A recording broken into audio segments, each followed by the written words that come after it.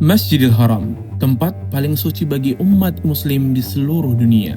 Disinilah Ka'bah berdiri, menjadi pusat arah kiblat bagi lebih dari 1 miliar manusia. Setiap hari, jutaan kaki melangkah masuk ke dalam masjid dengan satu tujuan, beribadah kepada Allah Subhanahu wa Ta'ala. Tapi, siapa sangka bahwa pada akhir tahun 1979, tempat suci ini justru menjadi salah satu peristiwa yang paling mengejutkan dalam sejarah era modern. Sebuah serangan terorganisir yang mengejutkan seluruh dunia.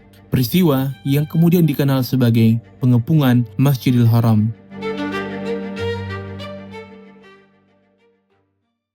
Tahun 1970-an adalah masa yang penuh perubahan di Arab Saudi. Negara ini kaya raya setelah booming minyak dan modernisasi dilakukan secara besar-besaran. Namun, di balik pembangunan itu, muncul kelompok-kelompok konservatif yang merasa bahwa perubahan itu terjadi terlalu cepat dan terlalu jauh dari syariat Islam. Salah satu tokoh yang vokal menolak perubahan itu adalah Juhaiman Al-Otayyibi, seorang mantan anggota Garda Nasional Saudi yang dikenal keras dalam pandangan keagamaannya. Juhaiman percaya bahwa dunia sedang berada di akhir zaman. Ia juga menganggap bahwa pemerintah Saudi telah menyimpang dari ajaran Islam dan terlalu mengikuti Barat. Pada awalnya, Juhaiman hanyalah bagian dari kelompok studi kecil yang membahas pemurnian ajaran Islam. Namun, semakin lama, kelompok ini semakin berkembang dan menjadi gerakan besar yang memiliki ratusan anggota dari berbagai negara, termasuk Mesir, Yaman, Kuwait, bahkan Amerika. Mereka hidup berpindah-pindah, belajar agama secara intens, dan menjadi kelompok tertutup. Ideologi mereka semakin ekstrim, terutama ketika Juhaiman menyatakan iparnya, Muhammad bin Abdullah Al-Qahtani, sebagai Imam Mahdi, sosok mesianis yang diyakini akan datang pada akhir zaman.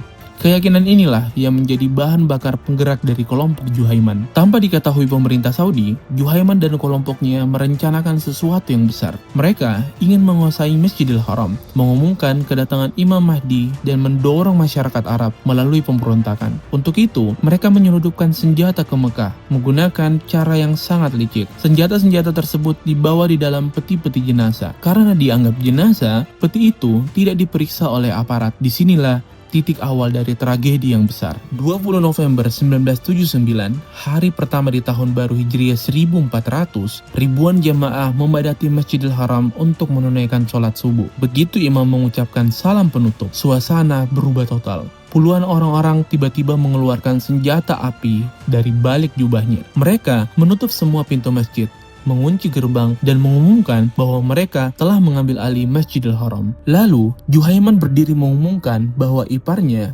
Muhammad Al-Qahtani, adalah Imam Mahdi yang dijanjikan.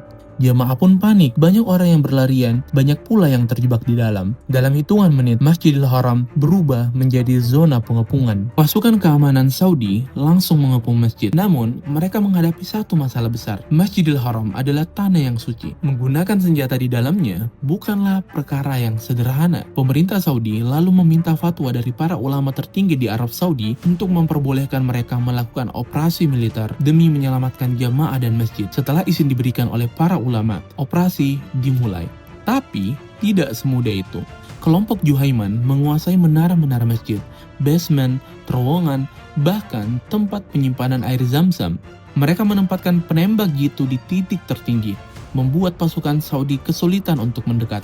Pertempuran pun tak dapat dihindari. Pengepungan berlangsung bukan sehari, bukan 2 hari, tetapi hampir 2 minggu penuh. Saudi berjuang keras menembus struktur masjid. Mereka harus menembus ruang-ruang bawah tanah yang gelap, menghadapi jebakan dan para penembak jitu dari kelompok Juhaiman. Dalam beberapa hari pertama, pemerintah Saudi bahkan meminta bantuan teknis dari pasukan Prancis. Karena kondisinya Masjidil Haram yang suci, pasukan Prancis memberikan bantuan berupa konsultasi taktis, bukan bertempur di dalamnya. Akhirnya, beberapa titik di Masjidil Haram diledakkan untuk memaksa para pemberontak itu keluar.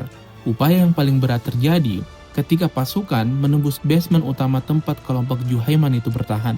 Setelah hampir 2 minggu, pengepungan akhirnya berakhir. Muhammad Al-Qahtani, orang yang diklaim sebagai Imam Mahdi, tewas dalam baku tembak. Begitu pula dengan Juhaiman dan puluhan anggotanya yang menyerah dan ditangkap.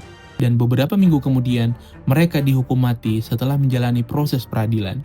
Pengepungan Masjidil Haram di tahun 1979 menjadi salah satu insiden yang paling dramatis dalam sejarah Arab Saudi. Peristiwa ini memicu perubahan besar pada sistem keamanan, kebijakan agama, serta hubungan Arab Saudi dengan negara-negara Muslim lainnya. Keamanan Masjidil Haram diperketat secara ekstrim. Sistem pengawasan yang modern dipasang di setiap sudut tempat suci ini. Negara-negara Muslim juga mulai memperhatikan betapa berbahayanya radikalisasi kelompok kecil jika dibiarkan terus berkembang. Hari ini, Masjidil Haram berdiri dengan megah dan damai. Peristiwa di tahun 1979 mungkin sudah lama berlalu, tetapi kisahnya akan selalu menjadi pengingat bahwa tempat yang paling suci pun tak lepas dari ujian sejarah. Jika kamu suka video dokumenter seperti ini, jangan lupa like, komen, dan subscribe untuk konten sejarah Islam lainnya.